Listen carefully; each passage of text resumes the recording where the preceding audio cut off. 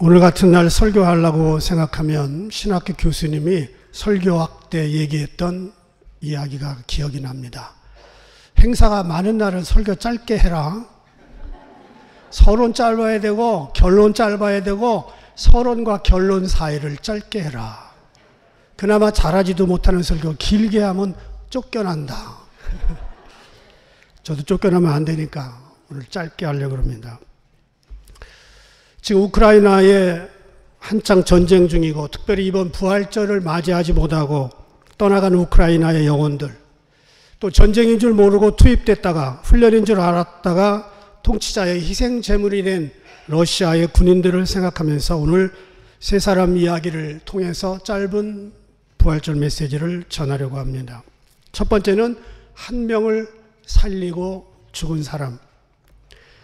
몇 년 전 부활절을 앞두고 암에 걸려 세상을 떠난 36살 엘리자베스 조이스가 있습니다. 바로 이분입니다. 임신한 아이를 위해서 항암 치료를 받지 않고 아이를 낳고 세상을 떠났습니다. 암이 있었던 조이스가 아이를 가진 것은 기적 같은 일이었습니다. 그런데 그 기쁨은 오래 가지 못했습니다. 임신 한 달 만에 암이 재발했고 다시 수술대에 올라야 됐습니다.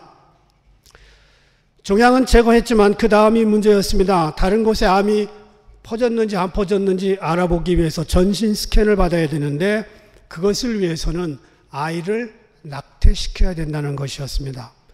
생사의 기로에서 번민하던 조이스는 결국 아이의 생명을 택하기로 하고 암 치료를 중단합니다. 임신 3개월째가 되자 조이스는 몸에 암이 퍼져가고 있다는 것을 느꼈습니다. 고통 속에서 아이를 지키려고 분투하던 조이스는 출산 예정일을 2달 앞두고 인공분만으로 딸 릴리를 낳았습니다.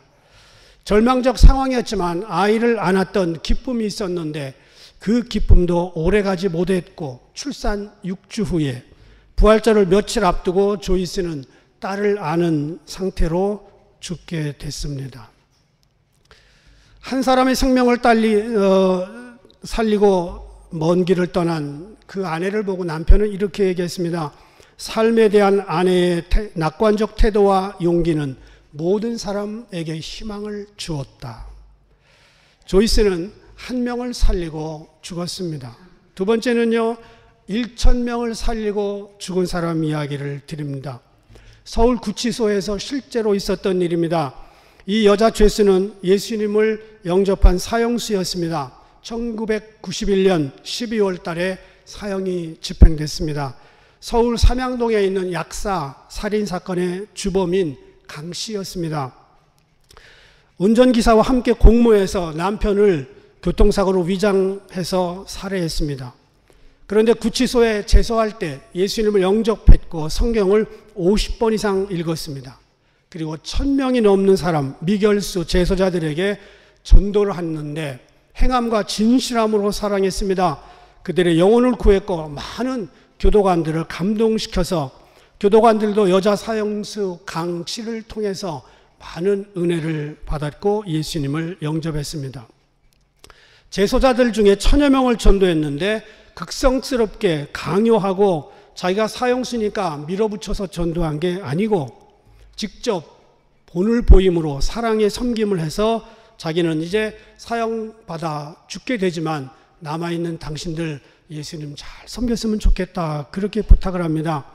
감옥에서 은혜를 체험한 다음에 옛날 이름을 버리고 어느 전도사님이 지어준 한나라는 이름을 가졌습니다. 그래서 그 다음서부터는 새 사람으로 바뀌었습니다. 방을 옮기면 제일 먼저 변기를 가서 깨끗하게 닦습니다. 분위기 바꾸고요. 동료 중에 누가 아프면 밤새도록 물수건을 얹어줍니다. 약을 구해서 먹이면서 온갖 정성을 다하는 모습에 같은 교도소에 있는 사람들이 변화되기 시작합니다. 교도소에서는 문제가 있는 여자들을 한나의 방에 집어넣습니다. 그러면 그들은 아무리 포악하다가도 강한나 씨 앞에서 양처럼 순하게 되었습니다. 1991년 12월 어느 날 그녀는 2 여자 교도관에 이끌려 나가서 세상을 떠납니다. 그 길을 걸어가면서 찬송을 불렀습니다. 내 주 예수 주신 은혜 한없건만 하면서 나 주 앞에 이 적은 것 드리오니, 그러면서 세상을 떠났습니다. 자기를 데리고 가는 교도관에게 이렇게 얘기했습니다. 저는 먼저 가지만 예수 믿으세요. 마지막 그 말을 듣고 그 강한나 씨를 데리고 갔던 그 교도관 두 사람이 갑자기 깜짝 놀라서 세상에 이런 여자가 어딨나, 그리고 예수를 믿었습니다. 무려 1000명을 살리고 세상을 떠났습니다.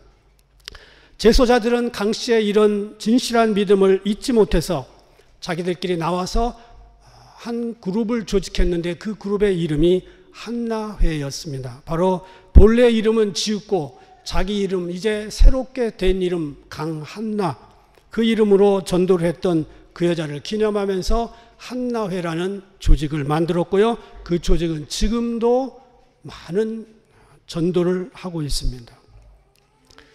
세 번째는 인류를 살리신 예수님입니다. 한 사람을 살리고 죽은 어머니, 귀하죠. 1000명을 살리고 죽은 강한나, 그 아름다운 이름 위대하지요. 그렇지만 그 어떤 이름도 예수님의 이름에 비하면 아무것도 아닙니다. 예수님은 온 인류에 죽어갈 사람들을 2000년 동안 흘러오는 세월 동안에 많은 사람들을 살렸습니다. 한 명 살린 것도 아름답고 1000명 살린 것도 아름답지만 모든 인류를 살리신 예수님의 이름은 너무나 아름다운 죽음과 이름이었습니다. 사도행전 1장 22절 보니까 가룟 유다의 자리를 대신할 사람을 항상 우리와 함께 다니던 사람 중에 하나를 세워 우리로 더불어 예수의 부활하심을 증거할 사람이 되게 하여야 하리라. 제자를 한 명을 다시 새롭게 뽑는데 그 사람은 누구를 뽑아야 되냐? 예수님의 이름을 증거할 사람을 뽑았습니다. 오늘 우리도 동일한 사명으로 역사의 무대를 살아가야 됩니다. 바로 부활의 증인입니다. 인류를 구하기 위해 돌아가신 부활의 증인이 많은 것 같지만 사실은 많지 않습니다. 교회 다니면서 예배 드리는 사람 많습니다. 성경 공부하는 사람 약간 적습니다. 목회하는 사람은 한참 적습니다. 그렇지만 부활의 증인으로 사는 사람은 극히 드뭅니다. 부활의 증인은 자기가 먼저 부활을 경험해야 됩니다. 바울이 갈라디아서 2장 20절에 고백했습니다. 내가 그리스도와 함께 십자가에 못 박혀 죽었나니 그런즉 이제는 내가 산 것이 아니요 오직 내 안에 그리스도께서 사신 것이라. 이제 내가 육체 가운데 사는 것은 나를 사랑하사 나를 위하여 자기 몸을 버리신 하나님의 아들 믿는 믿음 안에 사는 것이라. 바울이 언제 죽었어요? 목 잘려 죽었어요. 근데 본인이 왜 십자가에 죽었다는 거예요? 예수님의 죽음이 곧 나의 죽음이고 예수님의 부활이 곧 본인의 부활이었다는 겁니다. 바울처럼 자기의 고집과 옛 자아와 성품이 죽어서 예수님의 마음으로 거듭난 우리들 진정한 부활의 증인이 되어야 될 줄 믿습니다. 여러분 아십니까? 어제가 세월호 8주년이었습니다. 세월호 사건 때 이야기입니다. 많은 사람이 죽어가던 배에서 제일 먼저 유유히 탈출하여 젖은 돈을 말리던 사람이 있었습니다. 선장이었습니다. 그가 병원에서 치료받으면서 자기 자신만을 돌아본 것을 뉴스로 흘려내보낼 때 많은 사람이 더욱 분노가 치밀었습니다. 가장 최후까지 생명을 돌봐야 될 사람이 제일 먼저 도망 나와 돈을 말리고 있었다니. 저는 그 장면을 보면서 어쩌면 마지막 시대 교회가 그럴 수 있다 생각합니다. 지옥의 바다에서 아직도 생명을 구원받아야 될 사람이 수도 없고 수도 없는데, 세상에 죄악의 바다에 떠다니는 사람들이 그렇게 많은데 우리 구원받았다고, 나는 이제 천국 갈 수 있다고 안심하고 빠져나와서 축복만 카운트하고 있다면 그 선장과 우리는 크게 다를 바가 없는 겁니다. 우리는 목숨이 다하는 그날까지 부활의 증인으로 살아야 됩니다. 교회는 부활의 소식을 증거하는 증언의 공동체가 되어야 됩니다. 유럽 여행을 가면 괴테나 셰익스피어의 무덤에서 사진을 찍습니다. 괴테나 셰익스피어는 죽어서도 자기 동네에 이익을 주고 있습니다. 테네시에 가면 멤피스라는 작은 도시가 있는데 1977년에 죽은 엘비스 프레슬리가 거기 묻혀 있습니다. 1년에 그 무덤 때문에 무려 300억이 넘는 세금이 들어옵니다. 한국의 천주교회 성도들은요, 김수환 추기경의 무덤을 성지순례합니다. 노무현 대통령의 봉화마을은 벌써 수백만 명이 다녀갔습니다. 심지어 자살한 탤런트 최진실의 무덤에는 지금도 하루에 50명, 주말에 많으면 100명씩 그를 찾아오는 팬들이 있습니다.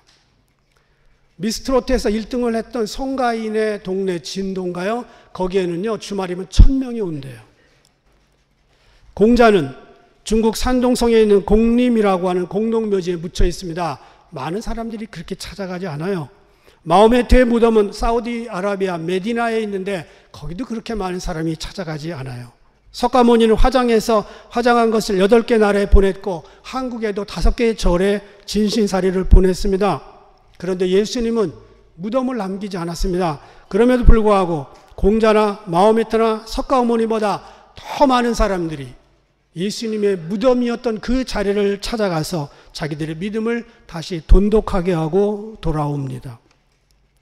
우리 모두는 빈 무덤을 증거하는 부활의 증인으로 살아야 됩니다. 어떤 사람은 한 사람을 살리고 이 땅을 떠났고 어떤 사람은 1000명을 살리고 떠났는데 우리는 과연 몇 사람이나 살리고 이 땅을 떠날 수 있을 것인가? 여러분, 돌아가시는 그 순간까지 이 문제를 여러분 마음속에서 생각하면서 고민할 수 있는 여러분 되기를 바랍니다. 기도하겠습니다.